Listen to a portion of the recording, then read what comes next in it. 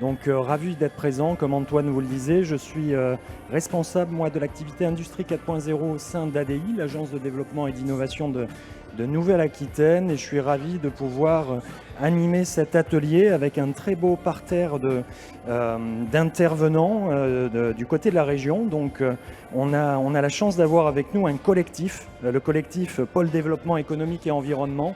Je ne vais pas rentrer trop dans le détail, c'est l'objet justement de cet atelier pour vous présenter un peu la dynamique qui est lancée au sein de la région Nouvelle-Aquitaine de manière transverse au travers de pas moins de 5 directions.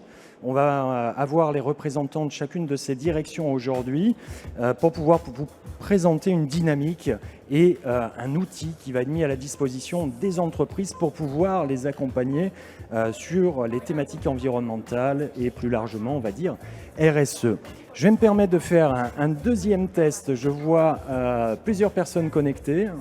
Et on va commencer, si vous le souhaitez bien, par faire un petit tour de table très rapide. Ça nous permettra de s'assurer des bonnes connexions des différents interlocuteurs.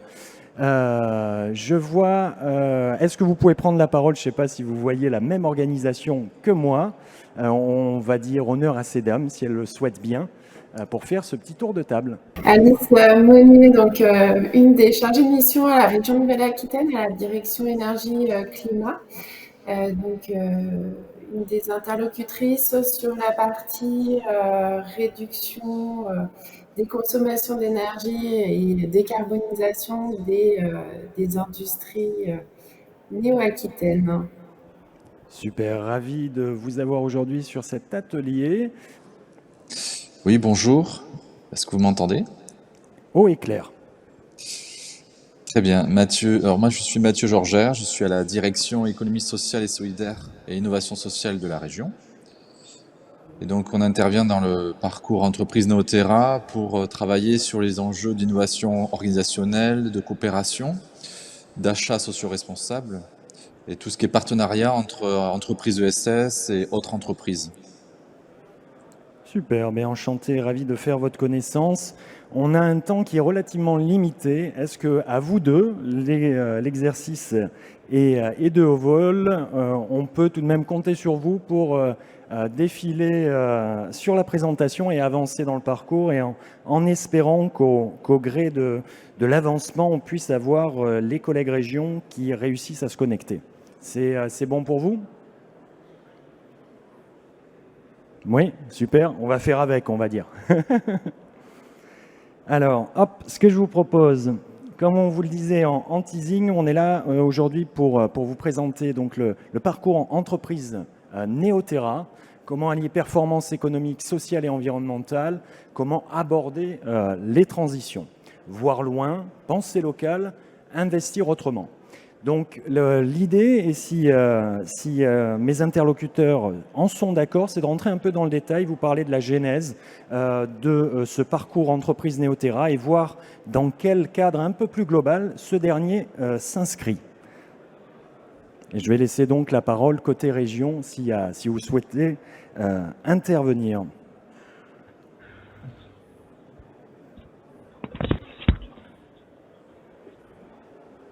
Du coup, Alice ou moi? Alors, côté région, alors, oui. Je ne sais pas qui commence du coup. Oui. Du coup, pour les aléas, alors je vais. Autrement, j'ai Pascal Amé qui est dans l'assistance et qui me dit que Florence va nous rejoindre d'ici quelques minutes. Elle est en train de changer de salle. Ce que je peux vous proposer, c'est peut-être, je crois qu'il y a une construction en 2 temps sur la présentation avec une petite partie quiz. Donc, ce que je peux vous proposer pour laisser le temps, si vous en êtes d'accord, à Florence de nous rejoindre, c'est d'éventuellement commencer par cette partie quiz. Oui, c'est parfait.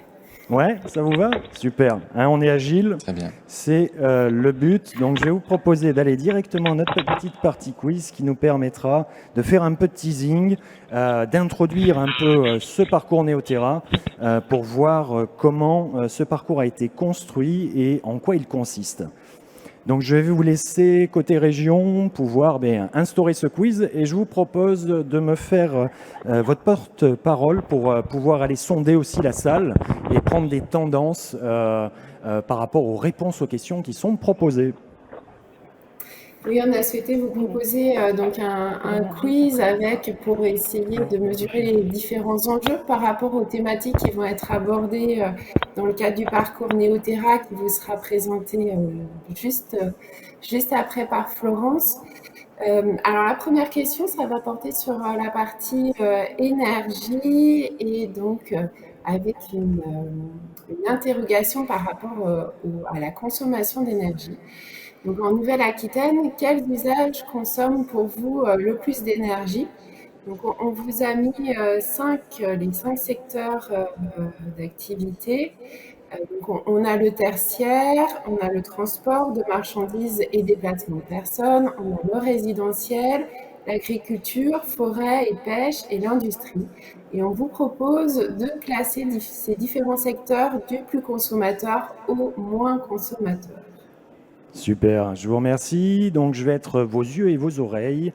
Ce que je vous propose, c'est de faire un vote à main levée, tout simplement, dans la salle. Donc, je vais vous proposer de pouvoir voter qui pense au sein de la salle que le transport est le secteur d'activité qui va être le plus consommateur et émetteur, donc, du coup, de carbone dans le cadre de nos activités. Alors, je vois qu'il y a pas mal de mains qui se lèvent, mais ça reste un peu timide. Je vais vous proposer derrière l'industrie. Est-ce que, on est plutôt ISO à peu près, industrie, transport. Et enfin, je ne vais pas tous les faire, l'agriculture. Agriculture, encore plus timide. Donc, pour le moment, on est plutôt entre le transport et l'industrie. Et on peut aller prendre les deux extrêmes.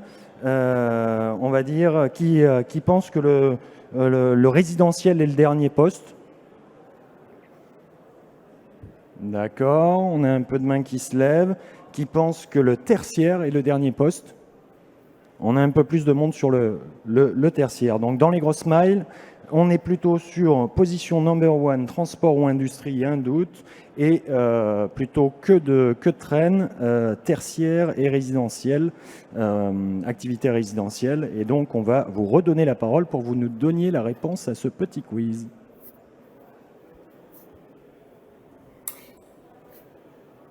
Alors, est-ce qu'on peut passer à la diapo suivante?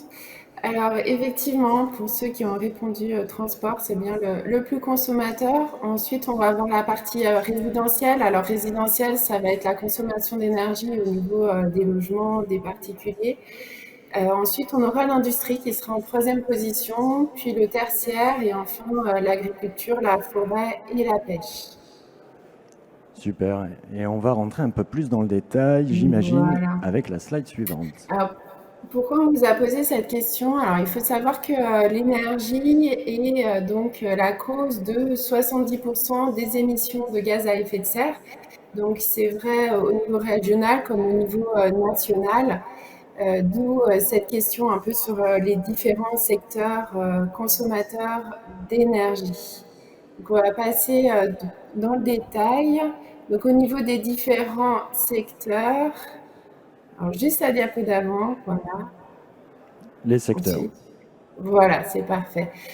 Donc en premier, on va avoir tout ce qui est transport qui va représenter 37% de la consommation d'énergie. On va avoir 20% de la consommation d'énergie par le transport, les déplacements de personnes et donc 17% par le transport de marchandises. Alors il faut savoir que c'est plus élevé qu'au niveau national où on est à 30%. Alors ça s'explique déjà parce qu'on va avoir une région qui est étendue, qui est rurale, et également parce qu'on est une région de transit au niveau transit de marchandises. Ensuite, on va avoir la partie résidentielle à hauteur de 28%, là aussi un peu plus élevé qu'au niveau national, du fait de la composition d'un parc de logements assez anciens. On va avoir l'industrie, 19%. Alors, au niveau industriel, ce qu'il faut savoir, c'est que la consommation d'énergie va être vraiment concentrée sur certains secteurs d'activité, qui vont être très consommateurs d'énergie. On a 9000 établissements en Nouvelle-Aquitaine et sur ces 9000 établissements, on en a 70 qui vont consommer 70% de la consommation du secteur industriel. Ensuite, on va voir la partie tertiaire et en dernier, donc l'agriculture, la pêche et la forêt. Alors, sachant qu'au niveau de ce secteur-là, donc ce sont d'autres émissions de gaz à effet de serre qui vont être plus importantes que la partie consommation d'énergie. Ce que je vais vous proposer, on fait un petit signe, on a réussi à rétablir des connexions. C'est comme on a pu le commencer au début, c'est continuer le petit tour de table. On a Florence qui nous a rejoint. Donc Florence, je vais te laisser la parole pour que tu puisses te présenter et s'assurer que tout fonctionne. Bonjour, est-ce que vous m'entendez? On t'entend haut et clair. Oui, très bien, merci. Excusez-nous, on a eu des soucis de connexion depuis Limoges. Donc je suis avec mon collègue Jean-Philippe Besse de la direction environnement service eau et ma collègue Emeline Giron de l'économie des directions de l'économie territoriale. Voilà, mais c'est une très bonne idée que vous avez eue. On va poursuivre le quiz et puis je rebouclerai à la fin. Super. Ben écoute, merci. Ravi encore une fois de vous avoir tous présents. Rappelez juste un petit mot sur ce collectif, la Pôle Développement économique et environnemental. Donc vous avez connecté avec nous aujourd'hui la direction de l'environnement, service déchets, économie circulaire, la direction de l'environnement, service eau et service biodiversité, la direction climat et énergie, la direction de l'économie sociale et solidaire, avec Mathieu qui s'est présenté juste avant, la direction de l'économie territoriale et aussi une représentante en l'espèce de Florence Rouffaut de la direction performance industrielle. L'idée, c'est de vous rappeler un peu ce collectif et la mise en commun des enjeux. Et l'idée, c'est de pouvoir déterminer un outil, un process qui permet d'avoir un peu plus de lisibilité pour les entreprises et avoir un collectif qui œuvre dans la même direction. Donc je tenais à saluer cette initiative interservice côté région et de mise à profit au profit des entreprises pour pouvoir les accompagner dans leurs différentes thématiques. Un grand merci pour votre présence et d'avoir réservé aussi à Néo Business un peu le kick-off de ce parcours entreprise Néoterra. Je vous propose de se replonger donc dans le questionnaire et je vais laisser la parole côté région pour pouvoir passer sur le quiz. On n'a pas de slide intermédiaire sur la partie quel tonnage, et je laisse la parole côté région.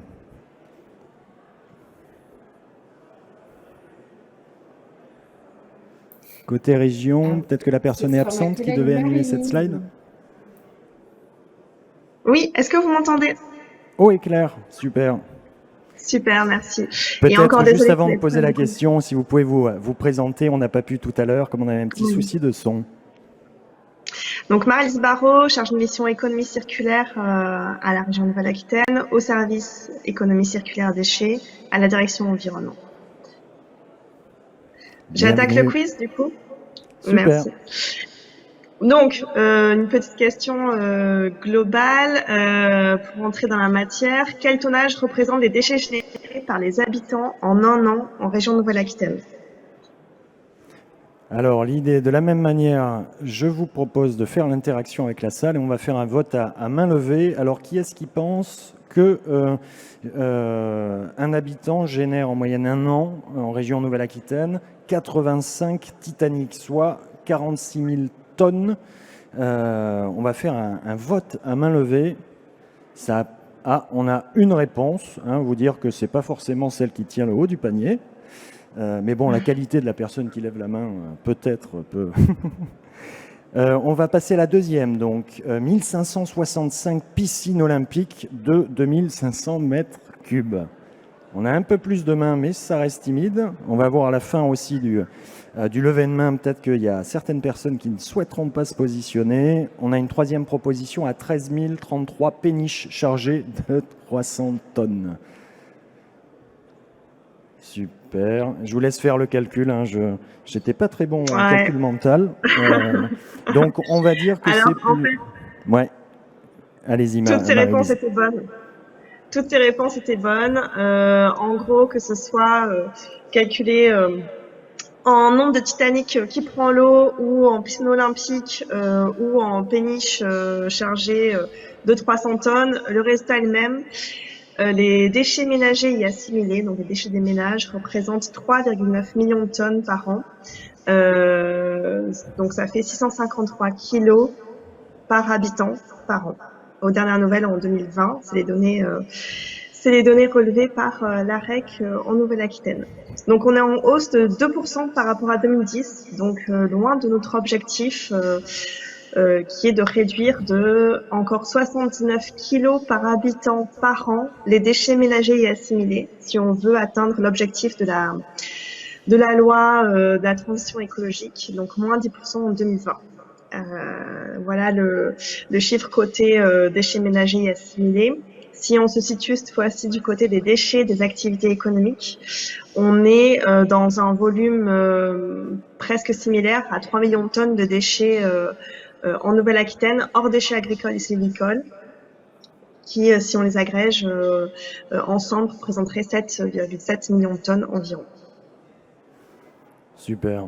Et peut-être quelques mots aussi sur des spécificités régionales. On voit qu'il y a des typologies d'industrie qui tiennent un peu le haut du panier. Avoir un retour de votre part, est-ce que c'est une tendance nationale ou qui est liée à une structuration et à une représentativité de ces secteurs un peu plus forte sur le territoire Nouvelle-Aquitaine ? Oui, bah forcément, on a la prégnance de l'industrie du bois en Nouvelle-Aquitaine qui est représentative un peu de fort ancrage territorial de notre filière bois sur la Nouvelle-Aquitaine. L'industrie du bois carton, classiquement, tient aussi le haut du panier. La construction, qui sont toujours parmi les plus gros générateurs de déchets en Nouvelle-Aquitaine, très généralement. Merci pour cette précision. Ouais, faut redire grosso modo que les déchets du BTP sont classiquement les plus gros générateurs de déchets dans les volumes qui arrivent en gestion de déchets. C'est bien sûr les déchets des travaux publics puis des bâtiments. J'enchaîne avec un petit descriptif, un petit rappel en gros sur l'économie circulaire et les objectifs posés en matière d'économie circulaire par la loi de transition énergétique et écologique, mais aussi par la loi AGEC. Donc, pour rappel, l'économie circulaire, c'est un modèle en opposition au modèle de linéaire. En gros, il s'articule en 3 domaines: l'offre des acteurs économiques, la demande et le comportement des consommateurs et la gestion des déchets. Donc l'idée, c'est de sortir d'un modèle linéaire où on produit, en extrayant des ressources, on va apporter cette offre de produits sur un marché de consommateurs et on va le mettre ensuite en déchetterie, que ce sera enfoui ou éliminé. L'idée, c'est de partir sur un schéma circulaire où on va penser dans la phase offre des acteurs à l'extraction et l'exploitation des ressources, à l'éco-conception des produits, à un modèle d'écologie industrielle et territoriale. Mais on va aussi penser à la phase dans la phase demande des comportements des consommateurs, à un modèle de consommation responsable, d'allongement de la durée d'usage, et enfin on va penser le recyclage des déchets, matières et organiques. Sur toutes ces phases, les industries sont bien sûr en première ligne pour pouvoir assurer un approvisionnement durable, une éco-conception des produits, une écologie industrielle et territoriale, et pouvoir évoluer éventuellement vers l'économie de la fonctionnalité. Quelles que soient ces voies possibles vers lesquelles s'orientent des industries, des accompagnements sont disponibles à la région sur chacun de ces items, et on peut, via le parcours Néoterra, venir proposer un accompagnement technique ou financier aux entreprises qui souhaiteraient se lancer dans une démarche d'éco-conception, rentrer dans une démarche d'EIT ou dans un accompagnement à l'économie de la fonctionnalité. Super, écoutez, je vous remercie pour cette présentation et ce petit quiz. Je vais vous proposer de passer à la prochaine question. Hop, je l'affiche. Et côté région, n'hésitez pas à prendre la parole pour pouvoir la poser. J'ai l'impression que c'est une thématique qui me parle par rapport à l'illustration qu'il y a sur la slide. Côté région, super. Ouais, vous m'entendez ou pas? Oui, Claire. Ouais, super. Bonjour à tous, Jean-Philippe Bess, donc je fais partie de la direction environnement service eau. Donc là, dans la continuité du parcours entreprise et du quiz, on va passer à la ressource eau. Donc là, la petite question, c'est si on se représentait toute l'eau contenue sur Terre par une pinte de bière, quelle serait la quantité d'eau disponible pour nos usages? Parce que l'eau, on l'utilise tous, hein, on a tous besoin d'eau pour les usages, pour l'agriculture, pour l'eau potable, et puis pour vos usages industriels. Donc sur cette pinte de bière, quelle est la quantité d'eau, le volume d'eau disponible pour nos usages? Alors, pour réponse 1, un boc. Réponse 2, une cuillère à café. Réponse 3, un galopin, ça fait 12,5 centilitres pour ceux qui ne se souviennent pas. Réponse 4, une cuillère à soupe. Et puis une question subsidiaire, si on parlait plus en pinte de bière, mon Magnum de Bordeaux, combien ça ferait d'eau disponible? Super. Alors, est-ce qu'il y a déjà quelques petites réponses dans la salle? Donc, difficile de mimer, hein. Je vais vous proposer de la même manière. Est-ce que, côté région, il y a 2 questions éventuellement qui seraient intéressantes d'aller jauger pour pas faire les 5, pour que je vous donne la tendance? Ok, alors on va garder juste, allez, on va aider juste la cuillère à café ou la cuillère à soupe. Alors, qui vote pour la cuillère à café? On est sur 0,5 centilitres.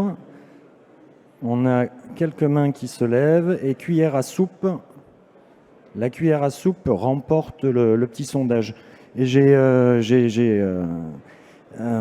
bien aimé aussi la précision là, sur la pinte française de 50 centilitres, où je pense que vous avez eu peur effectivement de frustrer les puristes de la bière avec la pinte anglo-saxonne qui est 1 litre. Donc je pense que c'était tout de même une précision importante à apporter. Donc on est plutôt Oui, sur la cuillère à soupe.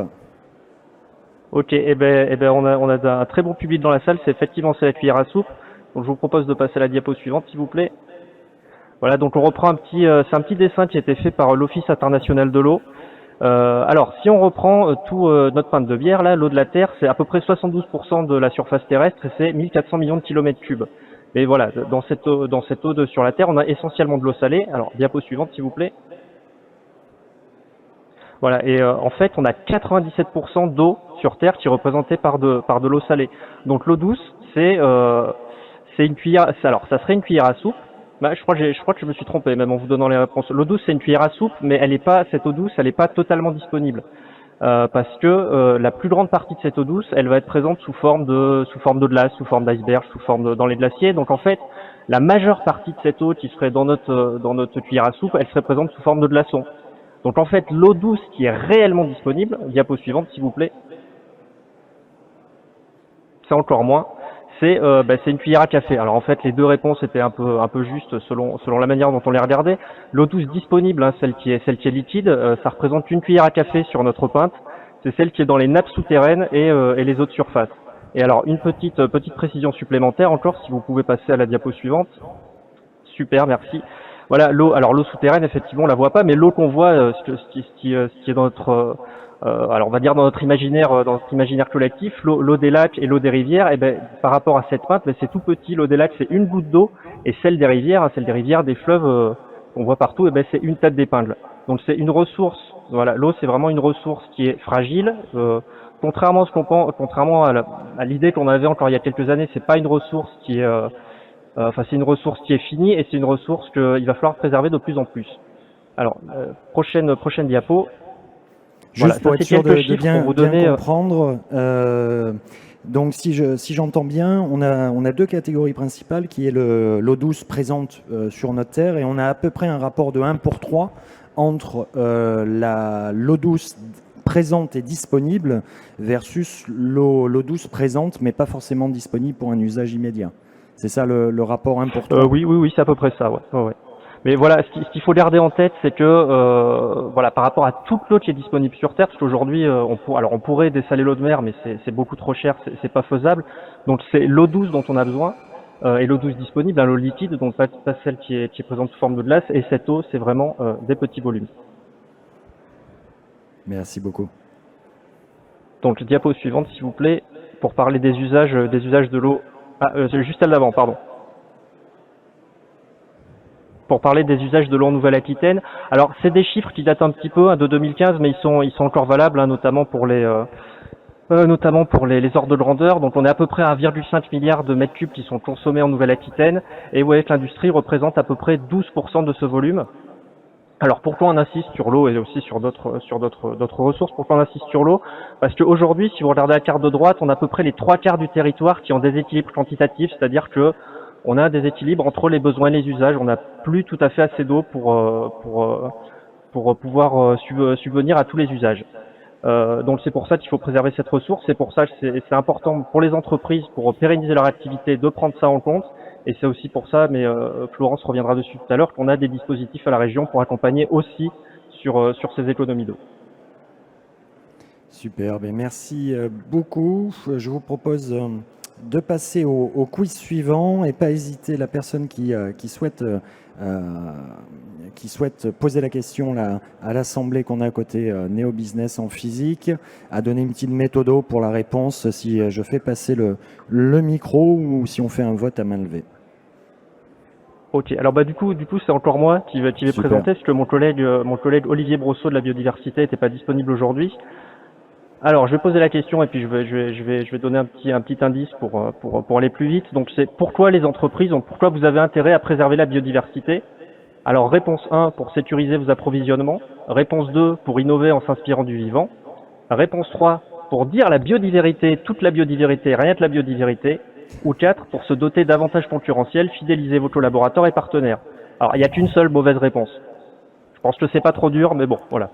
Ça me rappelle D, la réponse D, d'un certain Oui, humoriste. c'est à peu près ça. Super. Est-ce que dans l'Assemblée, il y a des orientations?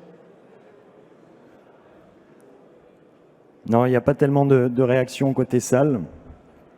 Donc on va passer aux réponses sur la biodiversité. On a toujours l'impression que c'est un peu un truc d'écolo, mais en fait pas du tout, parce que la biodiversité, voilà, on vit biodiversité, on respire biodiversité, on mange biodiversité, nos ressources c'est de la biodiversité, donc c'est quelque chose, voilà, c'est absolument indispensable à prendre en compte. Et puis là, les petites figures que je vais vous montrer. Je pense, enfin voilà, c'est des figures qui viennent du MEDEF ou de la BPI, donc je pense pas qu'on puisse les taxer d'écolo un peu trop, enfin d'idéologistes dangereux. Donc cette biodiversité, pourquoi il faut la prendre en compte? Pour devenir plus résilient. Alors devenir plus résilient, ça veut dire quoi? Ça veut dire assurer la pérennité de vos activités. Parce que si vous regardez sur cette figure là, à gauche en vert, on voit bien qu'il y a dans la chaîne de valeur de l'entreprise une dépendance aux services écosystémiques. Alors qu'on la voit ou qu'on la voit pas. Mais ces services écosystémiques, ils sont hyper nombreux. Alors il y a bien sûr la régulation du climat, des inondations, mais ça nous apporte des ressources. Alors il y a le bois, mais il y en a bien d'autres. Les médicaments, une grande partie sont issus de la biodiversité, du milieu naturel. Donc voilà, ce qui est important aujourd'hui, c'est de prendre ça en compte et puis de faire en sorte au travers de notre dépendance aux services écosystémiques, de travailler avec la biodiversité pour pouvoir pérenniser l'activité économique. Deuxième point qui est important, c'est l'innovation. Là, c'est ce qu'on voit sur la partie jaune du schéma, c'est une opportunité. Voilà, toute cette innovation, ça peut être une opportunité pour l'entreprise pour créer de nouveaux produits. Alors, par exemple, au travers du biomimétisme, mais il peut y avoir d'autres choses. Aussi, en troisième item, ça peut être d'anticiper les obligations réglementaires à venir. Ça, vous le voyez sur la partie rouge du schéma. C'est qu'il y a de plus en plus de risques qui sont pris en compte en lien avec cette biodiversité. Alors des risques réputationnels, on va revenir dessus, mais des risques juridiques aussi. Donc prendre en compte cette biodiversité, c'est aussi anticiper les changements réglementaires de demain. Alors si on peut passer à la diapo d'après, s'il vous plaît. Voilà. Et puis pour les deux autres intérêts de prendre en compte la biodiversité, ça peut être renforcer les liens avec les parties prenantes et puis attirer et fidéliser les clients. Parce qu'aujourd'hui, alors d'une part, il y a une préoccupation de plus en plus importante sur la biodiversité. Là, on le voit sur le petit chiffre, là, 52% des Français qui souhaitent voir les entreprises s'engager prioritairement pour la défense de la biodiversité.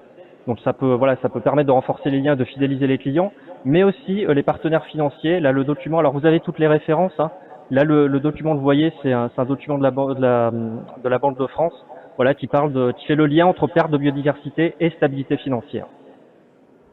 Et juste pour terminer, diapo d'après, s'il vous plaît. Voilà, quelques petits chiffres sur la biodiversité. Alors, je vais passer vite, on va en regarder juste deux, parce qu'on n'a plus beaucoup de temps. Le premier, c'est 135 000 milliards de dollars. Là, ça, c'est un chiffre qui a été proposé par l'OCDE. C'est la valeur des bénéfices fournis par la biodiversité. 135 000 milliards de dollars. Et puis, si on regarde le petit graphique, enfin, pas le petit graphique, la petite figure à droite, ça, c'est ce qui concerne plus spécifiquement la région Nouvelle-Aquitaine. C'est tiré du rapport Ecobios, donc ça c'est tout un groupe de scientifiques qui avait été mandaté par la région Nouvelle-Aquitaine pour travailler sur la biodiversité. En termes d'attractivité et d'économie, cette biodiversité, elle représente 45% du PIB régional. Et voilà, j'ai terminé pour la biodiversité, puis je vais laisser la parole à ma collègue pour parler pour parler RSE. Et je vous remercie. Merci beaucoup pour cette mise en perspective. Et je vous propose d'enchaîner sur la question d'après, autour de la RSE.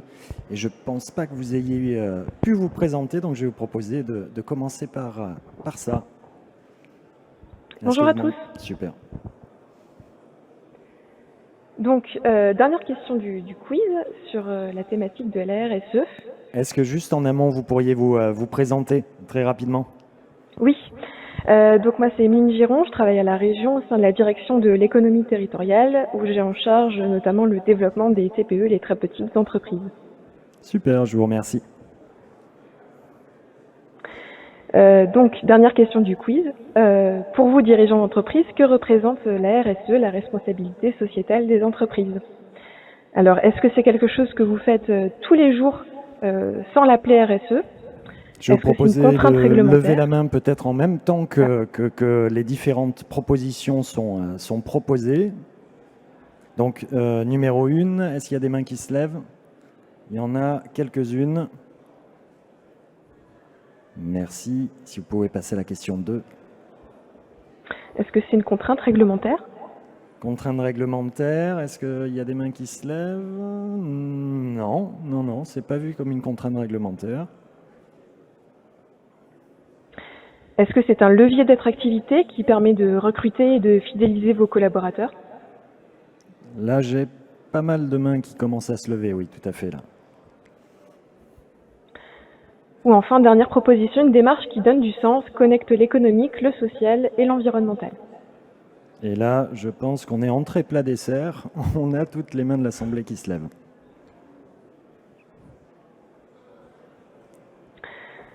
Donc on va passer aux réponses. Donc il n'y avait qu'une seule mauvaise réponse, vous allez voir. Donc la RSE, c'est bien l'intégration volontaire. Ce n'est en aucun cas une contrainte réglementaire, en tout cas pas pour le moment. Donc démarche volontaire des entreprises autour des préoccupations sociales et environnementales qui sont liées à vos activités commerciales et à vos relations avec les parties prenantes. La RSE, elle est normée par l'ISO 26000 autour de 7 thématiques, donc bien sûr l'environnement, mais aussi la gouvernance de votre organisation, les droits de l'homme, les conditions de travail, les loyautés des pratiques, en fait c'est tout ce qui a trait à l'éthique des transactions, les questions relatives aux consommateurs, comme par exemple la RGPD, ou les communautés et le développement local. Je me permets une petite question, peut-être où quelques entreprises se posent dans l'Assemblée. On a souvent des retours sur cette notion de référentiel de l'ISO 26000, qui est un référentiel possible, mais souvent les entreprises sont quelque peu perdues parce qu'il y a des labels, Lucie, il y a du B Corp, donc il y a tout un tas de certifications. Est-ce que vous pouvez nous en dire quelques mots ? Oui, alors effectivement, il y a tout un tas de labels dont certains s'apparentent, si je puis dire, un peu au greenwashing, mais ce qui prime, c'est vraiment la norme ISO 26000. Il faut garder bien ça en tête. D'accord, donc plutôt une prise de position du côté de l'ISO 26000 qui est très documentée, clair, carré, qui n'est pas le seul référentiel, mais qui, à votre sens, est un référentiel qui est plutôt évident pour déployer une démarche au sein des entreprises. Merci. Je vous rends la parole. Tout à fait. Donc, diapo suivante, s'il vous plaît. Donc on l'a vu, hein, il y a bien sûr l'enjeu environnemental qui fait partie de cette démarche RSE, qui est en fait un enjeu central dans la démarche RSE, avec d'autres thématiques qui sont liées à l'environnement, parmi lesquelles la biodiversité, la sobriété énergétique, l'économie circulaire, en fait toutes ces thématiques qui ont été abordées précédemment par mes collègues. Et diapo suivante, s'il vous plaît. Alors, vous, l'intérêt en tant que dirigeant pour avoir une stratégie RSE, en plus de réduire l'impact environnemental, c'est aussi de fidéliser vos collaborateurs, de valoriser l'image de l'entreprise auprès des consommateurs et des clients finaux, et puis que ça reste une démarche qui est stratégique, donc qui permet aussi de stimuler l'innovation et donc aussi d'améliorer votre productivité. Super. Et j'en ai terminé. Merci beaucoup. Et je laisse la parole à mon collègue Mathieu, qui travaille à l'économie sociale et solidaire. Mathieu, est-ce que vous pouvez activer votre micro? Je l'ai activé. Super, on vous entend. Ça y est. Oui, c'est pour faire un lien rapidement avec les acteurs de l'ESS, puisque sur ces questions de RSE, il y a souvent des partenariats qui peuvent être intéressants avec des acteurs de l'ESS qui sont dans une approche de démocratie économique et donc qui ont pu expérimenter des approches coopératives, des approches où les citoyens sont impliqués dans des enjeux économiques. Et par exemple, il y a des partenariats autour des mécénats de compétences entre des entreprises et des associations. Il y a aussi le travail autour de l'insertion des publics en difficulté. Il peut y avoir des partenariats dans ce sens-là. On en reparlera peut-être un peu à la fin. Et donc, il y a ces enjeux aussi d'innovation sociale, c'est-à-dire que on est à la fois sur des enjeux d'innovation autour des enjeux de transition qui peuvent être un peu techniques, énergie, eau, mais il y a aussi finalement une organisation de l'entreprise qui va avec et qui peut être amenée à travailler avec différents partenaires sur les territoires et de voir aussi les connexions, les complémentarités. Et à la région, on a un AMI innovation sociale qui peut être sollicité pour travailler dans ce sens aussi. Donc on le verra dans la descriptif du parcours entreprise Neoterra, mais c'est aussi la RSE, c'est aussi une porte d'entrée vers des partenariats avec l'ESS. Super. Bah, écoutez, je vous remercie pour cette remise en contexte du côté de l'ESS aussi sur la notion de RSE. Et je vais vous proposer de reprendre le fil initial qu'on avait en tête, mais finalement, on se rend compte que il y a autant de cohérence à le prendre dans l'autre sens. Donc, vous l'aurez vu, on a parlé de différentes thématiques, un panorama sur l'utilisation de l'eau, un panorama sur les émissions carbone en fonction des différents secteurs d'activité, un panorama sur l'économie circulaire, on a parlé également RSE. Donc voilà, autant de thématiques qui adressent les entreprises aujourd'hui et pour lesquelles on peut aller trouver de la compétence et de la ressource côté région Nouvelle-Aquitaine. Et je pense que le fil est bien gros. Vous voyez où je veux en venir et je vous propose de passer la parole à Florence Rouffaut qui va pouvoir nous parler de ce fameux parcours entreprise Neoterra. Oui, rebonjour. Je ne sais pas si vous m'entendez. On t'entend très bien. Très bien, merci. Alors, effectivement, on a pris un petit peu les choses à l'envers, mais c'est pas grave, ça a aussi beaucoup de sens. Alors, je vais vous demander d'aller à la page, en fait, 7. On reviendra à la page 2 après pour clôturer. Alors, la 7, j'ai pas de visibilité. Celle-là, pour toi, c'est la numéro la page 7, un outil systémique proposé par la région, en fait, où il y a l'image, le flyer du parcours. Ah, super. Vas-y encore. Hop là. Voilà, parfait. Voilà, donc effectivement, là vous voyez le flyer du parcours entreprise Neoterra. Mes collègues donc font partie du pôle développement économique et environnemental à la région Nouvelle-Aquitaine. Et comme l'a très bien mentionné Guillaume, donc nous sommes un collectif à la région dans ce pôle mobilisé pour accompagner les transitions dans toutes les entreprises de la TPE à l'ETI. C'est vraiment une boîte à outils. On essaye, on a cette ambition d'orchestrer les dispositifs qui existent déjà dans nos différentes directions et de travailler en collectif, à la fois pour sensibiliser, pour poser des diagnostics sur toutes les thématiques que vous venez qui ont été déployées, enfin citées tout à l'heure, et aussi donc du coup après accompagner tant techniquement que financièrement. Si on va sur la slide suivante, donc la slide 8, voilà, donc ce parcours en fait a pour ambition d'accompagner les entreprises sur toutes les thématiques qui ont été citées, donc l'énergie, ça a été cité par Alice, l'éco-conception et les nouveaux usages, donc là c'est un volet aussi économie circulaire et changement de modèle, essayer de passer d'un modèle linéaire vers un modèle plus circulaire, donc un petit peu une disruption sur l'appréhension d'une chaîne de valeur, la création de valeur dans une entreprise, que ce soit sur un produit ou un service. L'innovation organisationnelle et de coopération, donc mon collègue Mathieu de l'ESS vient de vous en parler. Est-ce que Mathieu, tu veux étayer tes propos? Vous m'entendez? Super. Oui. Oui, je pense qu'on pourra peut-être donner quelques exemples à la fin si on a le temps, mais effectivement, nous on a des dispositifs de partenariat. Super. Oui. Pour mettre à l'aise Florence par rapport au timing, on a un peu moins d'une quinzaine de minutes encore à disposition. Ah bon, bah c'est parfait alors. Bon, alors donc du coup, Mathieu, tu souhaites citer tes exemples ou un peu plus tard? Je peux en donner, c'est-à-dire que dans l'innovation sociale, c'est un AMI qui est ouvert à tout type de structure, que ce soit une collectivité, un acteur ESS ou une entreprise plus classique. Et l'enjeu est de correspondre à des critères d'innovation sociale qui c'est répondre à un besoin non satisfait et être dans un enjeu collectif, un enjeu de diversité des partenariats, d'ancrage territorial. Et la conférence régionale de l'ESS qui aura lieu le 5 décembre va parler de la responsabilité territoriale de l'entreprise. Donc c'est une version RSE très liée au territoire. Et donc, ça amène des innovations en interne et ça amène des coopérations en externe.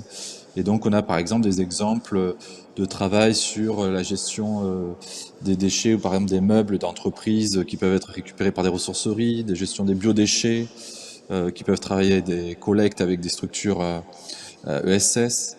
On va avoir des questions de mobilité où des plans de mobilité des entreprises peuvent être mis en lien avec ce que fait une collectivité et des associations. Des enjeux d'insertion que j'évoquais tout à l'heure, même sur les énergies renouvelables, on a des partenariats avec des coopératives comme Enercoop ou des approches un peu nouvelles comme la low-tech que certaines entreprises souhaitent développer.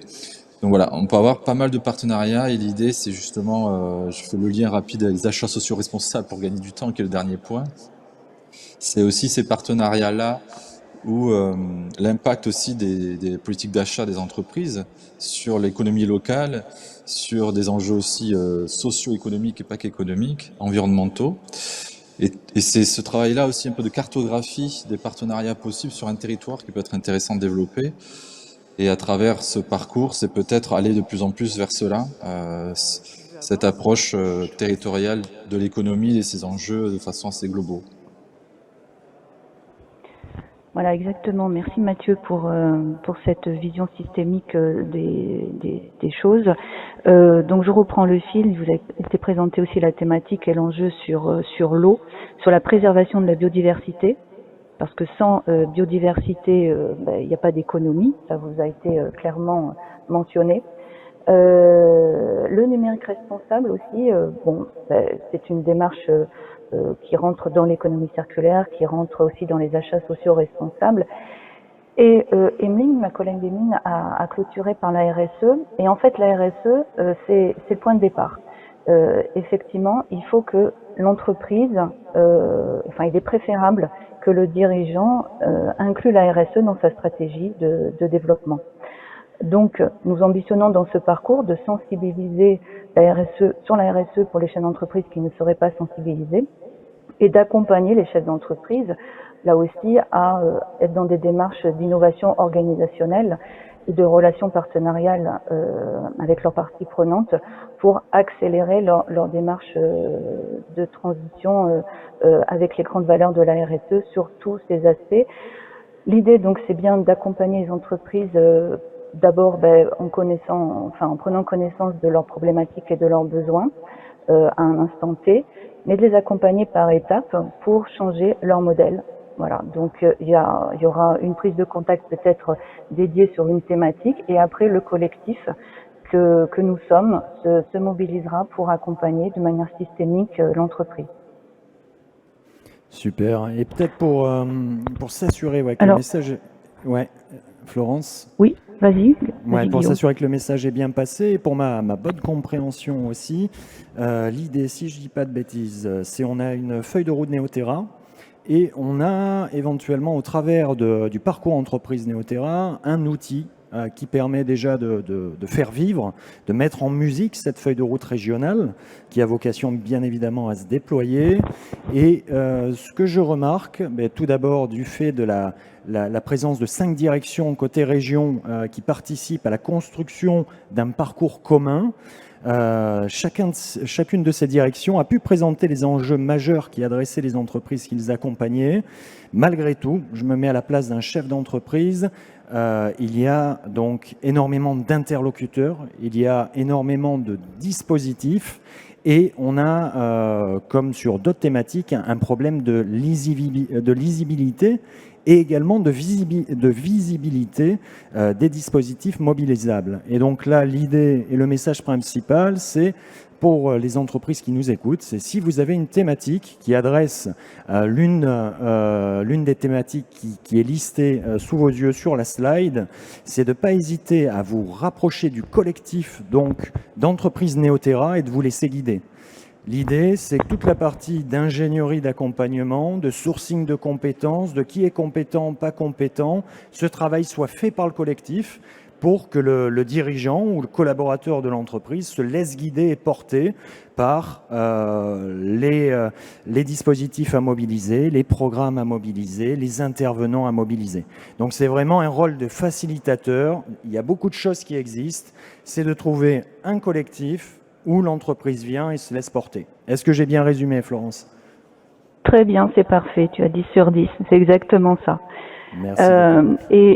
Et aussi pour faire le lien donc et bien démontrer que nous sommes en cohérence, que ce parcours est un outil dans une boîte à outils riche, régionale, mais un outil pour mettre en œuvre une vision du schéma. Je te propose de revenir du coup à la page 2, qui était la page introductive. C'est celle-ci. Voilà, exactement. Donc, le nouveau schéma régional de développement économique et d'innovation et d'internationalisation donc a été voté le 20 juin 2022 et il y a une ambition majeure qui est posée, c'est de faire la région Nouvelle-Aquitaine la première région éco-responsable de France à horizon 2030. Alors c'est une grosse ambition. Pour y arriver, il y a 3 piliers qui ont été posés. Alors c'est une grosse synthèse sur cette slide et je vous invite, je vous ai mis le lien si vous, pour les longues soirées d'hiver qui s'annoncent, vous avez le loisir d'étudier en détail le schéma. Mais voilà, il y a 3 grands piliers. Donc un pilier accélérer les transitions pour répondre à cette ambition. Accélérer les transitions tout en assurant le développement économique de notre région. Donc, quand on évoque les transitions, eh bien, c'est casser, changer un petit peu les modèles, les business models, aller plus sur des modèles circulaires, travailler sur son mix énergétique, accentuer la responsabilité des achats responsables, donc plus locaux, et aussi mobiliser différents outils financiers pour accélérer ces transitions. Le deuxième axe, donc, c'est renforcer la souveraineté régionale. Vous l'avez, cette souveraineté a été mise à mal depuis la crise Covid, puisque les chaînes d'approvisionnement ont été cassées. Et donc la région souhaite renforcer cette souveraineté régionale en travaillant sur l'innovation, sur toutes les chaînes de valeur, donc pas uniquement le cœur de l'usine, mais l'amont et l'aval aussi de l'entreprise, en essayant de mieux connecter le monde de l'entreprise et le monde de l'université, par exemple, ou le monde de la recherche, où il y a de nombreuses innovations à bien du coup à transformer, à mettre en applicatif. Et le troisième point qui est important, c'est replacer l'humain et la diversité des territoires au cœur du développement économique. Donc Mathieu l'a développé. Le capital humain est essentiel pour le développement des entreprises. Les nouveaux collaborateurs sont très sensibles aussi aux démarches RSE des entreprises. Voilà, donc 3 gros piliers et bien sûr cette ambition doit se développer sur l'ensemble des filières prioritaires de la région qui sont listées sur le pan droit du slide. Ce schéma est en relation aussi avec la feuille de route Néoterra, qui est la feuille développement durable de la région. Une feuille de route qui est en réécriture avec des ambitions réétudiées, revues, avec des nouveaux indicateurs. Voilà. Donc, et notre parcours, ce parcours entreprise Néoterra, porté par ce collectif, est un outil pour assurer ces ambitions à la fois du schéma et de la feuille de route Néoterra. Si on va sur la slide 3. Je te propose, si ça te convient, qu'on puisse conclure dans les 3-4 minutes qui viennent. 3-4 minutes. Bon, donc des enjeux effectivement donc de préservation des ressources ambitionnées dans ce schéma, puisque ça a été évoqué par Jean-Philippe. La biodiversité est essentielle pour notre économie. Travailler sur les filières de recyclage, accentuer les démarches d'éco-conception, d'économie circulaire et ce sujet de territoire pour travailler la souveraineté des chaînes de valeur plus circulaires, etc. Donc, pour conclure du coup, effectivement sur le document, il y avait aussi un petit peu plus d'explications sur la réglementation, qu'il ne faut pas voir non plus comme un frein, mais un outil, un moteur pour accompagner ces transitions. Donc, je vais conclure avec mes collègues, donc que je remercie. On essaye là aussi côté région, en travaillant en collectif, comme tu l'as dit Guillaume, de rendre à la fois nos actions et nos dispositifs plus lisibles et mobilisables de manière plus agile. Et voilà, cette transversalité, nous l'espérons, ira dans ce sens-là. Donc peut-être peux-tu aller sur la dernière slide, effectivement, où le pôle développement économique et environnemental. Voici les différentes directions qui sont dans ce collectif et les différents collègues. Donc certains sont présents, d'autres sont absents, et en fait d'autres directions vont probablement aussi nous rejoindre, direction de l'agriculture, d'IA, direction du tourisme, entre autres. Voilà. Pour toucher toutes les entreprises, comme ça a été cité, de la TPE à l'ETI, quels que soient les secteurs d'activité. Super Florence, un grand merci. Effectivement, cette dernière slide est importante. Moi, je tiens à saluer ce travail qui n'est pas évident, quelles que soient nos structures, que ce soit des entreprises, que ce soit des collectivités. Ce travail de travailler en transfert et en collaboration avec les collègues en interne au profit de la mise à disposition des entreprises. Voilà, un environnement d'accompagnement qui soit le moins énergivore pour eux, c'est le cas de le dire, on est sur Néo Business, et où l'entreprise puisse se reposer, se concentrer sur son projet et être guidée de bout en bout. Donc c'est bien la notion de parcours qui est poussée dans le cadre de ce parcours entreprise Néoterra. Peut-être quelques informations aussi, vous dire que c'est la première fois que vous en entendez parler, mais certainement pas la dernière. Donc dans les semaines et mois qui viennent, vous allez voir fleurir un peu de communication autour de ce parcours-là pour vous présenter de manière un peu plus fine qui contacter, comment intégrer ce parcours, etc. etc. Écoutez, je vous remercie toutes et tous d'avoir joué le jeu. Pas évident, et on vous prie de nous excuser pour les petites difficultés techniques qu'on a pu rencontrer. Mais voilà, compte tenu du parterre, il était indispensable d'avoir des visages aussi sur toutes les chevilles ouvrières de ce parcours Néoterra qu'on souhaite rempli de succès dans les jours et mois qui viennent. Merci à toutes et tous. Très bonne Merci journée à à vous. toutes et tous. Et pour Bonne ceux qui sont journée. connectés, je vous propose de patienter et de pouvoir réaliser une petite pause technique en attendant la prochaine table ronde qui va parler des achats responsables, un levier incontournable de la transition. Merci à toutes et tous.